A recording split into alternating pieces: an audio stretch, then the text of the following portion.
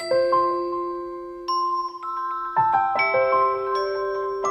lecture series. So nice to see all of you students supporting your fellow students here today. If you want to be on my mailing list and receive future announcements for the literature arts and lecture series, go ahead and sign in on your way out. So this is our final program for this semester, but fear not, we have a wonderful lineup for next year, next spring. I don't have flyers yet. They're in the hands of a graphic artist. But we will have flyers, we will have posters, and we will have the same team, maybe not the same team, students from the same group, presenting something next semester to close out our series again. So that's always a wonderful way to do things. So today we have Virginia Woolf, Wrestling with a Male-Dominated Literary Society. Come on down. The presenters are in the Sigma Kappa Delta English Honor Society. That's no small feat. And we have their fearless leader, English professor, Anthony Rodriguez, who's going to introduce them. So let's give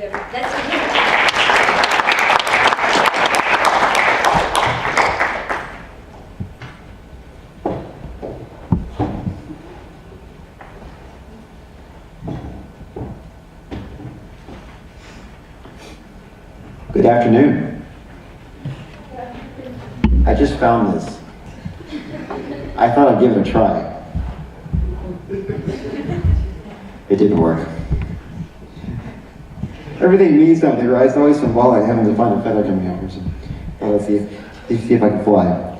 Well, welcome to our event today. We're going to spend some time enjoying a great piece of nonfiction, actually.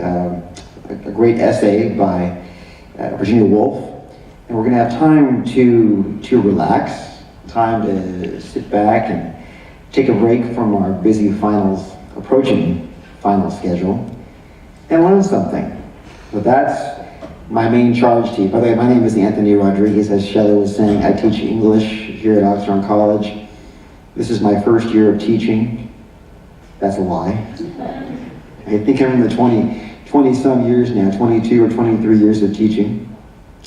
We are Sigma Kappa Delta, which is an English honor society for two-year colleges. This is the Gamma Epsilon chapter of Sigma Kappa Delta, right here. We have Rachel Pimentel, Gloria Rodriguez, and Kimberly Villanueva.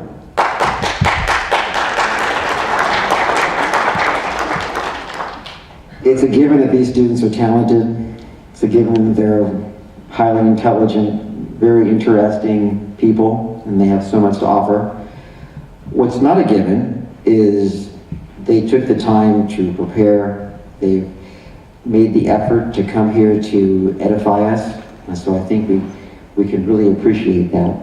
That's the X factor. It's one thing to have a talent. It's one thing to have a gift. It's one thing to be good at something.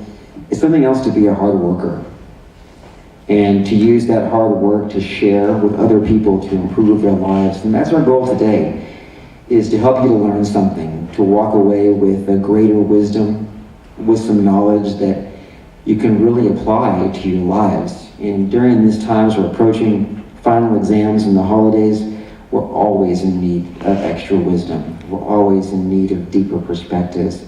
And that is our mission today, to provide that for you, the audience here at Oxnard College. When we think about what these authors do for us, I think one of the main things they do is they challenge us. It's one thing to look at a work of literature, to look at an essay and examine it from a distance, to look at it and maybe even point fingers and say, I'm glad that's not me. It probably is more meaningful and more valuable if you have the courage to engage the material at a deeper level, and try and identify aspects of yourself in it. And so that also is one thing that I hope for us to accomplish today. Most of all, let's start enjoying being here. Let's get into a mood of savoring what it means to be a student at Oxnard College.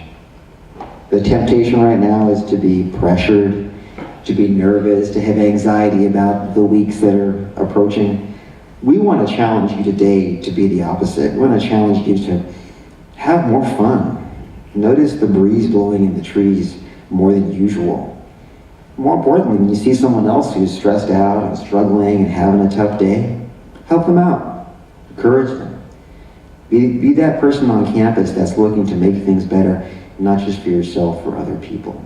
So I'm really excited about the weeks to come, the challenges. I can't wait to get at them, and I hope that you have that same feeling, because you're only going to be here in this moment, in this semester one time. You'll come back, you'll be here again, but you won't be here in this moment, right? We're not going to be here right now. We're going to be here then. So we need to make the most of what we have right now, and let's use that mentality and that theme and that motif to enjoy this experience today. So I want to welcome you. Thank you for coming. And I'm fairly certain that you're going to walk away having learned something. Thank you and welcome.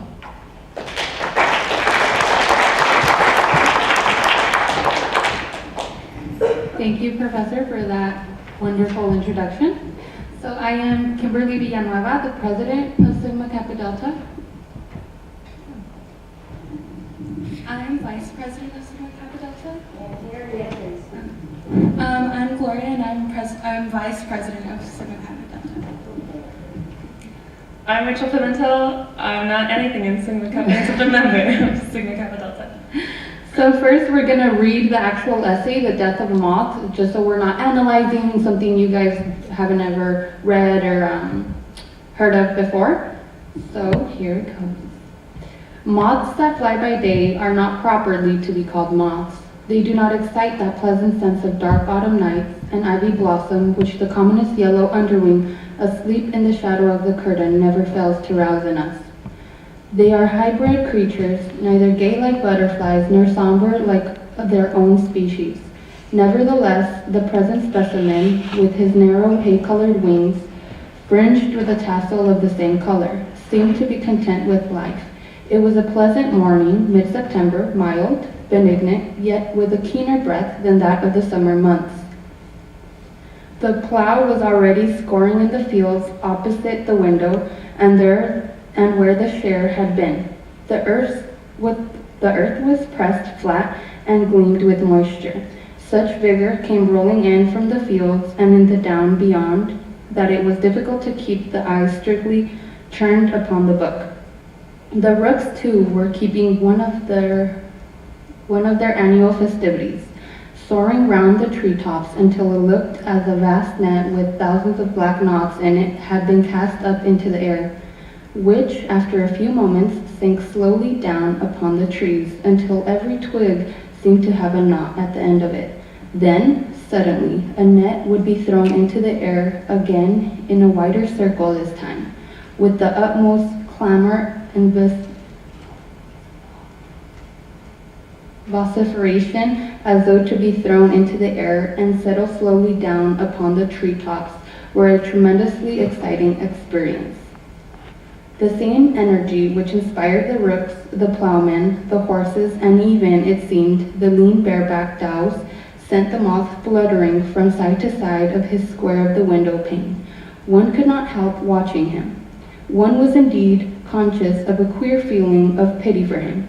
The possibilities of pressure seemed that morning so enormous and so various that to have only a moth's part in life, and a day moth's at that, appeared a hard fate, and his zest in enjoying his meager opportunities to the full pathetic. He flew vigorously to one corner of his compartment, and after waiting there a second, flew across to the other. What remained for him but to fly to a third corner and then to a fourth? That was all he could do, in spite of the size of the dows, the width of the sky, the far-off smoke of the houses, and the romantic voices, now and then, of a steamer out at the sea. What he could do, he did, watching him, and seemed as if a fiber very thin but pure of the enormous energy of the world had been thrust into his frail and diminutive body. As often he crossed the pane, I could fancy that a thread of vital light became visible. He was little or nothing but life. Yet, because he was so small and so simple a form of the energy that was rolling in at the open window and driving its way through so many narrow and intricate corridors in my own brain and in those of other human beings. There was something marvelous as well as pathetic about him. It was as if someone had taken a tiny bead of pure life and decked it as lightly as possible with down and feathers, had set it dancing and zigzagging to show us the true nature of life, thus displaying one could not get over the strangest of it. One is an apt to forget all about life, seeing it humped and bossed and garnished and cumbered, so that it has to move with the greatest circumspection and dignity. Again, the thought of that life might have been had, born in any other shape, caused to the views his simple activities with a kind of pity. After a time, tired by his dancing apparently, he settled on the window ledge in the sun, and the queer spectacle being at the end, I forgot about him. Then, looking up, my eyes was caught by him. He was trying to resume his dancing, but seemed neither so stiff or so awkward that he could only flutter to the bottom of the window pane, and then he tried to fly across. He failed. Being intent on other matters, I watched these futile attempts for a time without thinking, unconsciously waiting for him to resume his flight, as one waits for a machine that has stopped momentarily to stop again without considering the reason of its failure. After perhaps a seventh attempt, he slipped from the wooden ledge and fell, fluttering his wings onto his back on the windowsill. The helplessness of this attitude roused me. It flashed upon me that he was in difficulties. He could no longer raise himself. His legs struggled vainly, but I stretched out a pencil, meaning to help him to right himself. It came over me that the failure and awkwardness were the approach of death. I laid the pencil down again. The legs agitated themselves once more. I looked as it for the enemy against which the struggles. I looked out of doors. What had happened there? Presumably it was midday and work in the fields had stopped. Stillness and quiet had replaced the previous animation. The birds had taken themselves off to feed the brooks. The horses stood still. Yet the power was there all the same, massed outside, indifferent, impersonal, not attending to anything in particular. Somehow it was opposed to the little hay-colored moth. It was useless to try to do anything. One could only watch the extraordinary efforts made by those tiny legs against an oncoming doom which could, had it chosen, have been submerged an entire city. Not merely a city, but masses of human beings. Nothing I knew had any chance against death. Nevertheless, after a pause of exhaustion, the legs fluttered again. It was a superb last protest, and so frantic that he succeeded at last in righting himself. One's symphonies, of course, were all on the side of life. Also, when there was nobody to care or to know, this gigantic effort on the part of an insignificant little moth against a power of such magnitude to retain what no one else valued or desired to keep, moved on strangely. Again, somehow, one saw life, a pure bead. I lifted the pencil again. Useless, thought I knew it to be. But even as I did so, the unmistakable tokens of death showed themselves. The body relaxed and instantly grew stiff. The struggle was over. The insignificant little creature now knew death. As I looked at the dead moth, this minute wayside triumph of so great a force over so mean and antagonized filled me with wonder. Just as life had been strange a few minutes before, so death was now strange. The moth, having righted himself, now lay most decently and uncomplainingly composed. Oh yes, he seemed to say, death is stronger than I am. Thank you.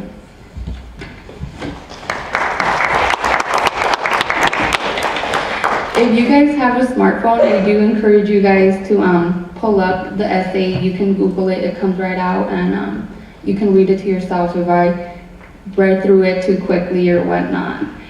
So we're gonna proceed into the analysis. Oh, the title is The Death of the Moth by Virginia Woolf. Yeah. So we're gonna proceed with the analysis with Gloria. The essay begins with the narrator declaring that the moth isn't a true moth throughout the year due to losing its pristine traits that correlate with society's values. A moth that exists regardless of the time of year doesn't contribute to anything aesthetically pleasing unless it's autumn. Contrary to fireflies emitting light during the dark of night, nor an abundance of butterflies flying above a flower bed. The insect's consequences for contributing or pleasing others are being considered useless, an annoyance, and a waste of space. Despite being immune to all of these derogatory remarks, this creature contains life. To have a good life, it must be fulfilled with purposes, yet these are hijacked by capitalism, the expectations from our surrounding environment that determine our own value and dictate our place in society. This invalidates our accomplishments that we have achieved personally because typically we excel in different things, yet our differences have an immense impact on what we can contribute to other people, not ourselves. Instead of congratulating or supporting one another for our unique attributes, we receive looks of disapproval from our peers when we have struggled to achieve something that's meant to be simple amongst the common people. There are mundane things and ordinary purposes that we must have for ourselves to cherish so it contributes to the vitality of our happiness, such as learning how to successfully make simple things or completing a simple problem set. Yet it isn't significant enough for society because in general, cooking shouldn't be a goal since it's an essential, while doing homework is typically expected from the student. However, society's values uncommon achievements that radiate greatness because it causes an individual to be superior than others. So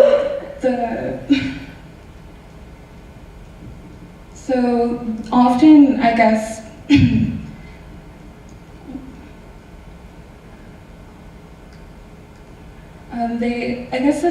society measures success in different ways, yet it's never stable. It constantly fluctuates because society is more of a popular opinion, while individuals only contain values that are often important due to their close surroundings.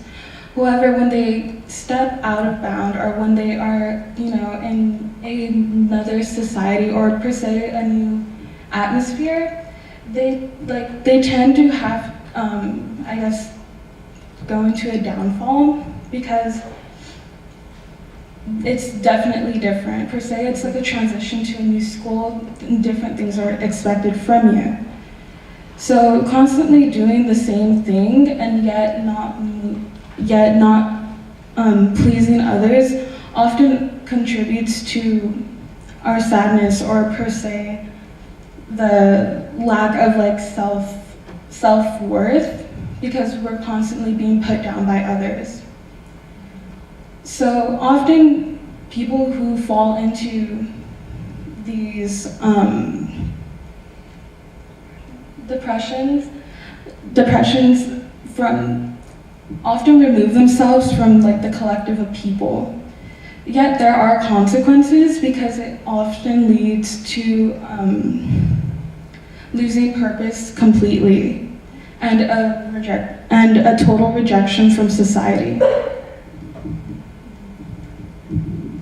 Thank you, Gloria. One thing that I did want to relate to her analysis was when she mentioned that our peers usually, what was it? That they measure our successes, but we can do something to be so successful, but when we do something wrong, everyone's so quick to point it out, is what you had said in more simpler terms. And I think that's very true. It's true to our everyday lives because as an overachiever, I could do one thing right and 10 things wrong, but everyone's just gonna focus on the wrong. Because for mostly bad things overpower the good. So that's something that I could relate to the analysis. Yeah, and I also feel like, what you were saying, I feel like, is that good? Okay, I feel like, to just add on to what you were saying, that we should, like the moth, focus on pleasing ourselves and our own goals rather than pleasing something that's so insignificant to our own lives, people that don't matter, or opinions that don't matter. Because ultimately, ours is the one at the end of the day that we have to go to. Yeah. It's our opinion that matters of ourselves. That's true. But I mean, how many of us, even by a show of hands, how many of us say we don't care what people think, but we care what people think? You guys are honest back there. I like you guys. No, but yeah, I mean, it's true. We always say, oh, well, it doesn't matter what they say, I'm gonna do it. But at the back of your head, you're always like, oh, like, so-and-so told me that I wasn't gonna succeed, you know, and that's always in the back of your mind. It's a seed, and it kind of grows. So you kind of have to kill it at its tracks.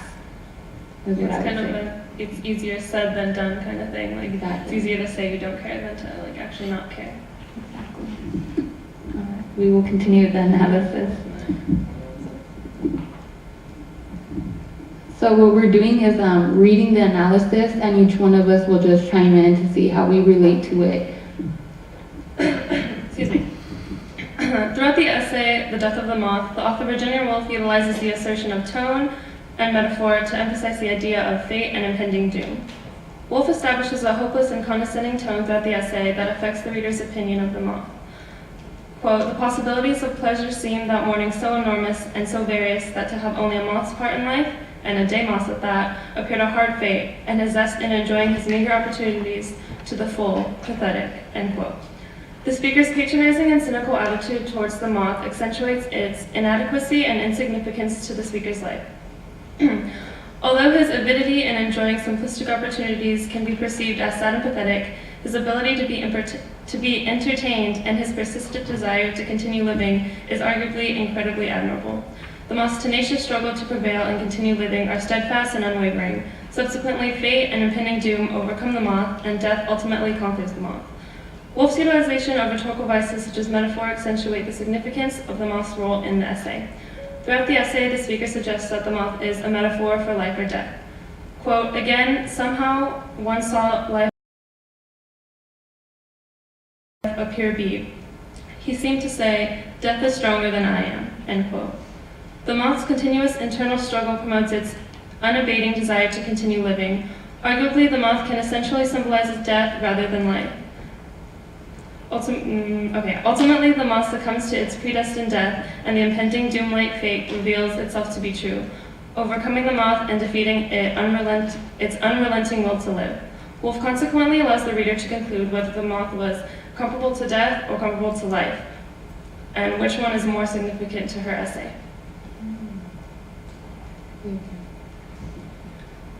I think that's the biggest mystery of this essay, because, well, a little bit of my analysis, this essay was published after her suicide. She committed suicide.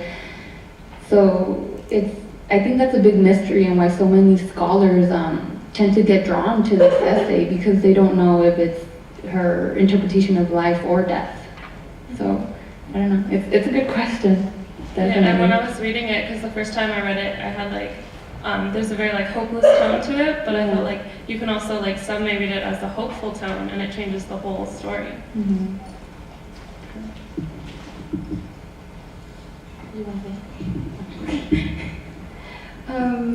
Also, I think throughout this essay, it kind of leaves a very suspenseful feeling, because you don't know if the moth is going to survive or not, and you think that maybe she will help it out, thinking maybe because it's something, it's simply right, or there's like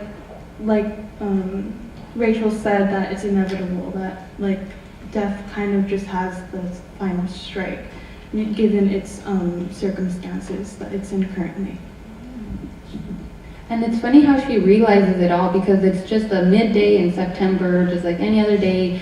And it's just something that you just witness. Like if you're ever laying in your room doing homework and then you see a moth, usually I freak out. But I know like other people are like, oh my God, like they analyze it, and that's what she did. And I don't know, that's crazy how in one average day you could just discover so much from something, not over analyzing. I think it's realizing what it would be. Okay, so I'm gonna proceed with my analysis. Okay. Virginia Woolf is a published author who had many struggles throughout her life, from the death of her mother at the age of 13 to the sexual abuse she endured from her half-brother. The essay, The Death of the Moth, was published after her suicide at the age of 59. It makes me wonder if this essay was a farewell to the world. Throughout the essay, the moth is a metaphor for depression, death, and a representation of Virginia Woolf herself. The essay has a dark tone throughout it. She writes, "Yet because he was so simple, so small and so simple, a form of the energy that was rolling in at the open window and driving its way through so many narrow and intricate corridors in my own brain and those of the other human beings, there was something marvelous as well as pathetic about him." This quote, the moth represents depression. She describes it as small because depression can easily enter someone's mind, starting from very small to growing in an epidemic. Depression gives a sense of realization, but it is also an illness that makes you hopeless. Woolf is aware she is not the only one affected and that there are others as hopeless as her. In the essay, Virginia witnesses what symptoms of death look like for the first time. The body relaxed and instantly grew stiff. The struggle was over. The insignificant little creature now knew death. Just as life had been strange a few minutes before, so death was now as strange. Woolf is comparing both life and death to each other, just as in life there's moments of relaxation, one also has moments of stress and despair. She expresses how she once saw life as strange, but unexpectedly death is just as peculiar. This might be because she now sees that death isn't what she thought it would be, which is you die and you're relaxed and you're in a state of constant peace. But through the moth, she sees that it becomes stiff after relaxing. The last sentence of the essay can be directly related to her renouncing of life. "Oh yes," he seemed to say, "death is stronger than I am." As her last published work, this statement is her final assertion before allowing her illness to overcome her. This is a strong declaration, as though she had been deliberating her death for a long time, as though if she was just reading a book mid-September and saw this and it came to realization that she should just let go and renounce life, and it was time. Because usually people that commit suicide, it's something that's been lingering in their mind for some time. So throughout the essay, the moth is a metaphor for depression, death, and Virginia Woolf herself. The essay as a whole can be seen as Woolf's own personal suicide note, since it was her last work before she tragically ended her life. Ultimately, the moth itself represents the struggles Virginia endured before she surrendered herself to death. So in the essay, it shows how the moth is struggling and kicking, and she sees it struggle, and it could also be a representation of people seeing her struggle with depression or even everyday life activities and no one helping her, even though it would have been the right thing to do. So in that sense, the moth is Virginia. I like how everyone reads the story and interprets it differently, because me and Kimberly were talking about how the last quote, it says, let me read it real quick. It says, "Oh yes," he seemed to say, "death is stronger than I am." And she saw that as Virginia Woolf's struggle and just her falling into depression and letting go. And I just thought, when I was reading it, I saw it as fate and just this impending death that was always meant to be just finally happening. And well, she saw it as a bigger thing than I did. Yeah, I guess it goes to show how like every piece of literature kind of touches everyone in a different way. Like I saw it as depression, someone on the audience could have seen it as hope, or hopelessness, you know, it definitely varies. I think I have questions. And so we did have a couple of questions for the audience, and I left them in my backpack, so I'll be back in 30 seconds. No. $5. I'll fill the gap with a story. I was talking to my son about 4 years ago about this essay at our house. And we're talking about how Woolf contemplates getting involved and helping the moth, and she thinks about, aiding it in its struggle, and then she decides not to intervene. We finish our discussion, we go out in the backyard, and no joke, in between the screen and the window, going to the backyard, there's a day moth fluttering, trying to get out, and it's trapped behind the screen. And so we have this discussion. What are we going to do? Here's this moth that's struggling for its life, and we decide, what we're going to have a different approach, and we're going to go ahead and get involved and do the right thing, and we're going to help this moth. So we pried the screen back and kind of cajoled the moth to make a desperate dash, as it did, and it flew between us. We kind of did a matrix thing and backed up. And this moth flies across the patio, and it crosses the border of the patio to the lawn. It gets about, 15 feet across the grass. And this little junco bird that was sitting in one of the bushes spies that moth and just dives at high speed across the lawn and devours the moth. And that was our lesson for getting involved. I think if the moth had an opinion, he'd say, you know what, thanks for your help, but I think I'm good. So that actually happened. Now, back to your program as scheduled. Maybe the moth trapped itself because it knew it could have died, and then you just went ahead and killed it. I'm kidding. It was the chihuahuas. Oh, it was the chihuahuas. They're always up to no good. So we did prepare 4 questions for you guys, and after we would love to receive any questions or comments that you guys have. So the first question would be, why does she think about helping the moth if its life is insignificant? Yes. Maybe she sees it as herself and she's seeking for help. Can you stand up and, that's why we'd like you to come forward. Where's the mic here? Yeah. Maybe some of you who are sitting far back would come forward. That was the whole point of not sitting so far back. It's harder to hear you. I see it as maybe she's seeking for help and she wanted somebody to help her through her depression, and that's how she compares herself to the mom. That's good. Okay, so you're saying that, like maybe it was, she wanted someone to help her, and she just thought of it for like a split second? Yeah. Oh, okay. Yeah, and like how she was hopeless, like Yeah, well, she experienced the same thing the moth was experiencing, and just, like her herself was insignificant. yeah, and so I guess maybe she also knew what the moth was going through and didn't want to intervene. Yeah. That's why she ended up not helping. Mm-hmm. Rachel, if you could speak a little more into the mic and we could hear you a little more. All right. Thank you.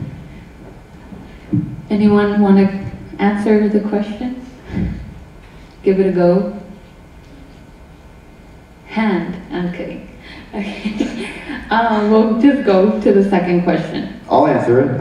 I'll give an Yeah. answer. I think it's a matter of what one considers significant or insignificant. This relates to our perspectives, our values, how we're raised, our experiences, what happens to us in life. But ultimately, we each have a different measurement, if you will, of what matters and what doesn't matter.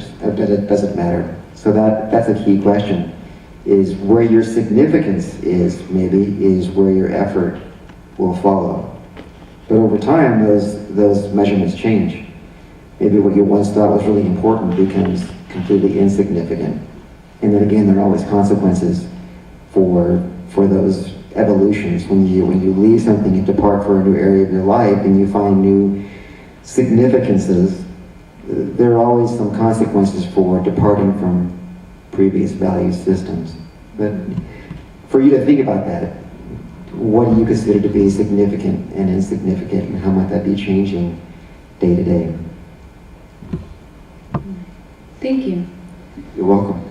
So the second question was, or is it safe to say Virginia Woolf saw herself as the moth?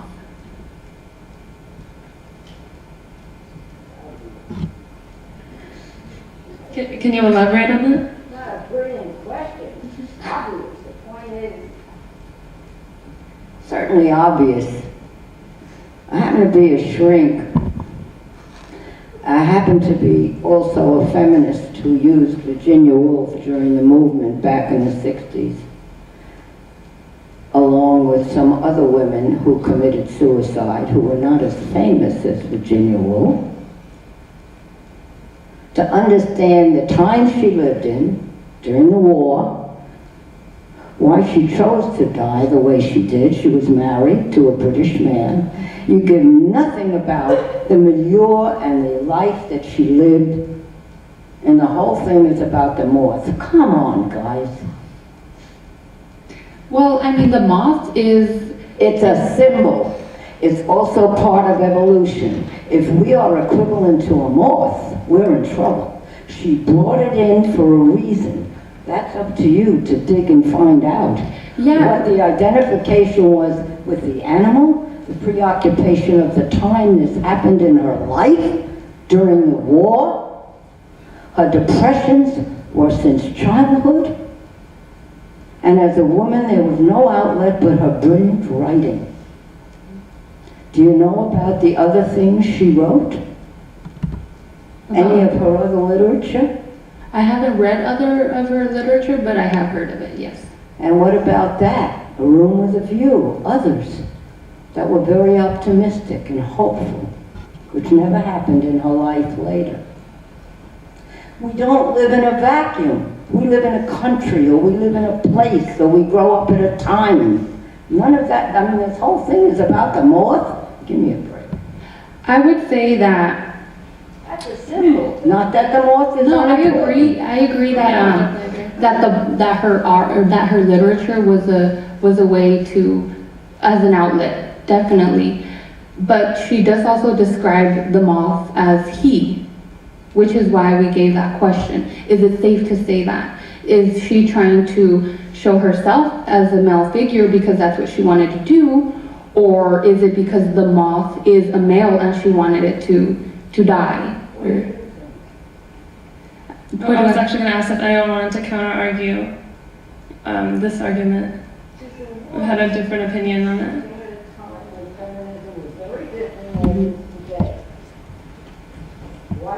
Do you want this back? I can't believe that as college students, 5/8ers, you're not dealing with the symbolism, the psychology, the history, and the culture to which Virginia Woolf grew up in. It's more important than the North. Well, it was masculine pronouns throughout the... Didn't make it a feminine moth. We don't even know what it was. Except from her point of view. Mhm. A Room with a View. Have you read it?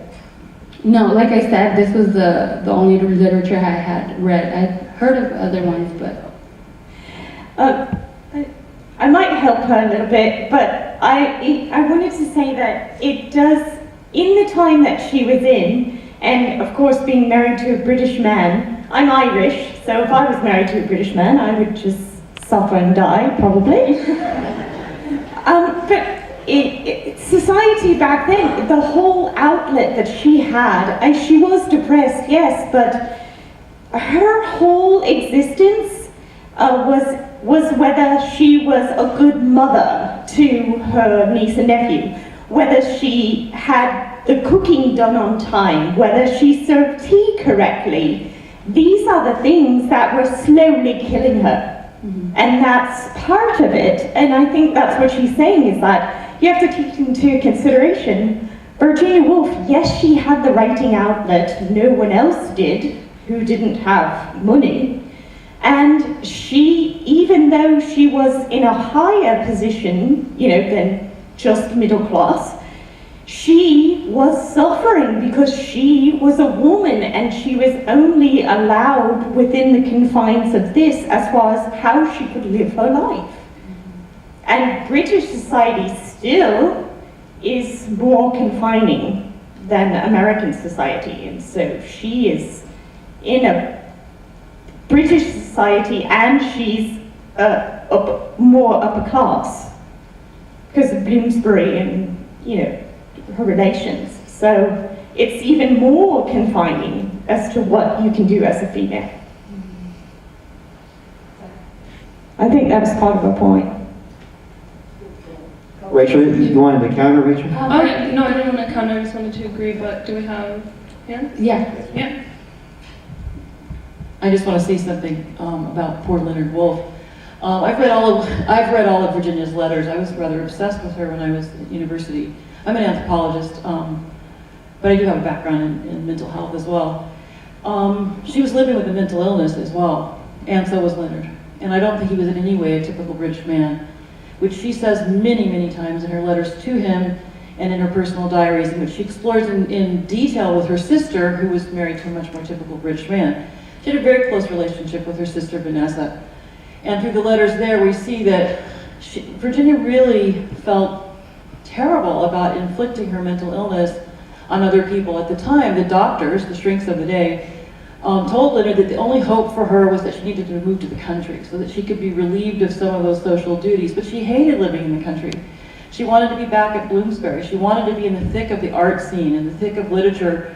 And yet it was clear that she stopped sleeping. She had trouble with her diet. She had trouble eating when she was in London. And when she was out in the countryside where she basically had a person looking after her, Leonard cooked for her, she did better, at least from the point of view of physical health. She's really asking some questions about, is it all about just the physicality of it, or is there something else that is going on? But I really do think that of course the moth is a metaphor, but Virginia knew magic as well. She was able, we're all talking about this moth.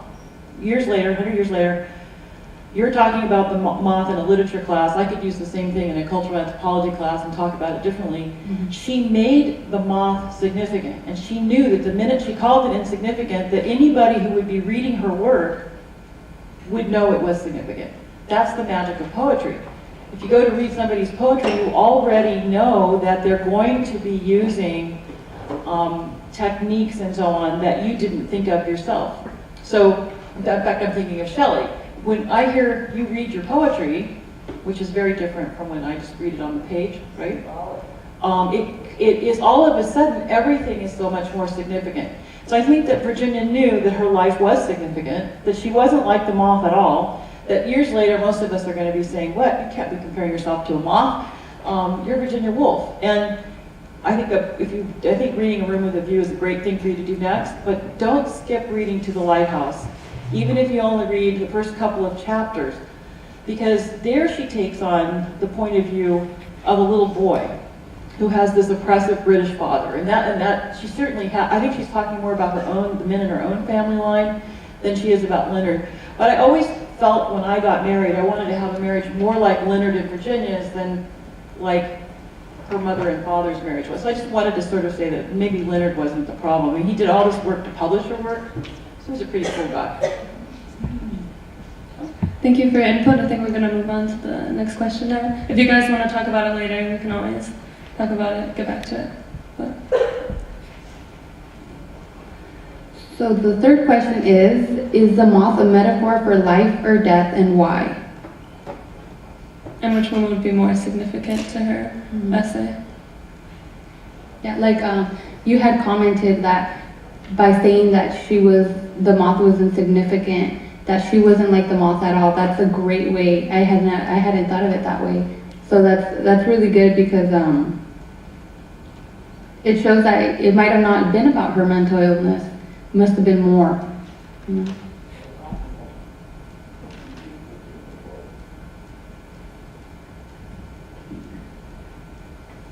Does anyone have an opinion on that? On the third question, sorry.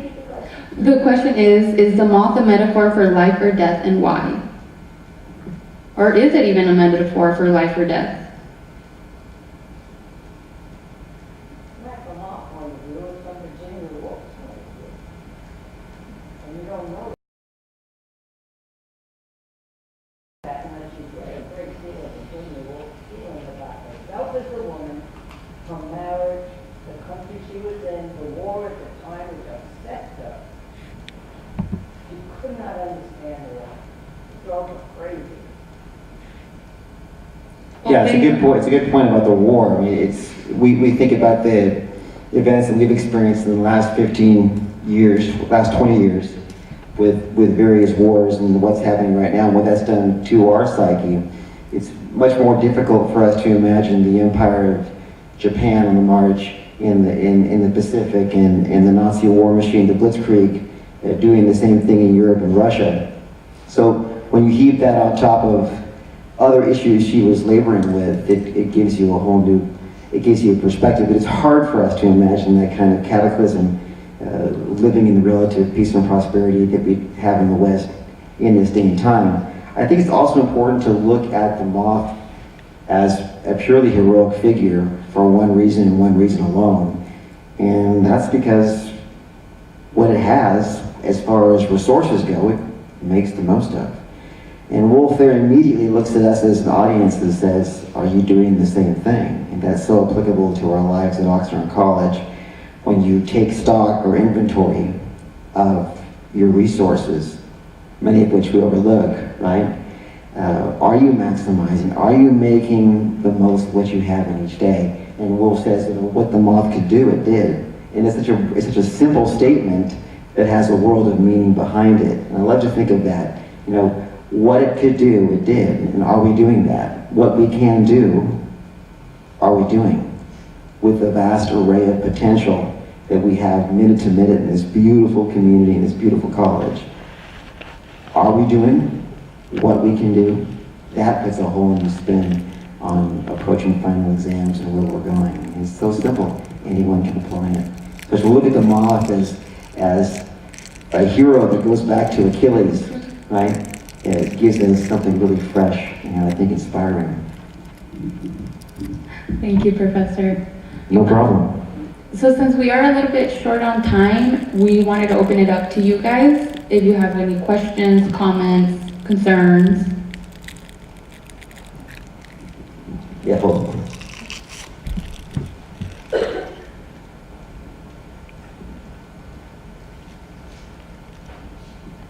First of all, I want to acknowledge the work you did. I think that, they were very good analyses and good digging. And I want to say a couple of things in response to what's been said here.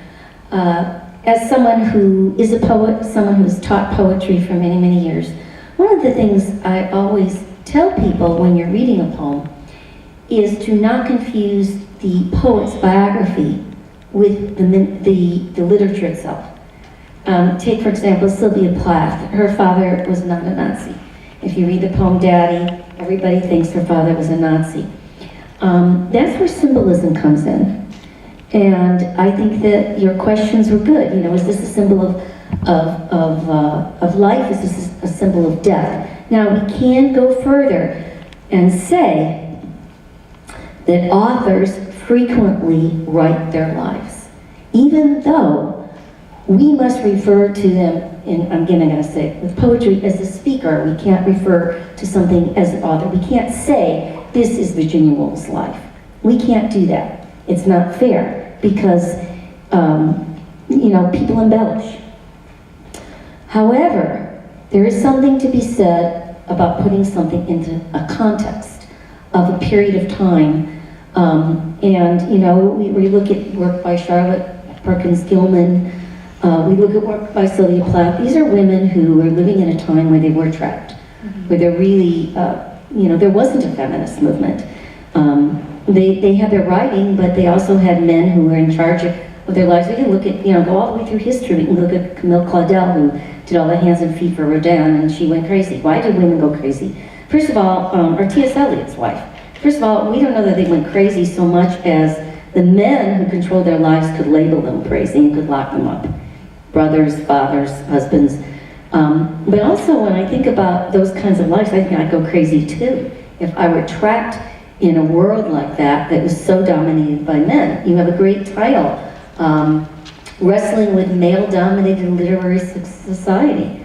Virginia Woolf was, you know, successful, but she suffered. She had the writing, but she suffered because she was not allowed to step into that male world and to be a part of it and do the kinds of things that she could have done in her life. So there's something to be said about looking at the context of the time and going deeper into what she might have meant. Now, we are the receivers of it. She is the author. She was the author. So she put down what she wanted. That's out in the world. Now we can interpret it. Can we misread it? Yeah, we can. But it's ours to take deeper and deeper and deeper and to look into the different layers of meaning that are there. And I think your questions are good, and I think that you know, we can go further into study to look at it. Even a little tiny essay. I've seen it done with poetry. So I want to say, keep doing it. Look at all those things. Look at the context. But be careful not to put the biography into the piece of literature, other than just maybe having it be symbolic or metaphoric. Because I think there's a danger into that. But also it helps you to sort of see it in a broader way. I hope that that kind of bridged the gap and clarified some of the issues that you were just talking about. Thank you for that constructive criticism. That's very helpful. I just wish we would have had more time to see one of her works, not just have focused on this, but yeah, thank you. Now we know for the next lecture series to definitely look at other work and whatnot. Well, guess what? You've got your life ahead of you. Yes. You can look at all kinds of stuff she's written or other people. I mean, I'm always going to push poetry. You know, I'd love to see what you guys did with Sylvia Plath. I mean, in this context, or even Charlotte Perkins Gilman's wonderful, wonderful piece about, you know, childbirth. And I don't want to get into it because, you know, not everybody's read it, but there's so much you can do. There's so much you can do, and I admire that you're taking the steps to look at literature not on the surface, but to go deeper and deeper into the meanings that are there, not by accident. Thank you. Would anyone else like to comment or question? You're all going to have this for your final exam. I've already talked to Professor Rodriguez. Just kidding.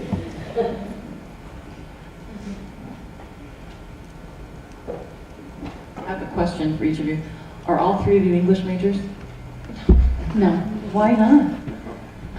I love English. I like reading it. I just personally I'm a political science and anthropology major, so I would continue reading, writing, of course, but I do also want to do. I want to get into government and do something better for the people, because how things are going now and the people in power usually seem to just look out for themselves. And growing up here in Oxnard, it's pretty humbling, and I would love to take that up to DC and do something with that as well. Be nice to her, she's going to be our boss one day. So what's your major? The other two young ladies here. What are your majors? Oh, I'm doing my prereqs for nursing right now, so. Very cool. Baby lives. Oh, nursing. She's doing nursing. Yeah, nursing.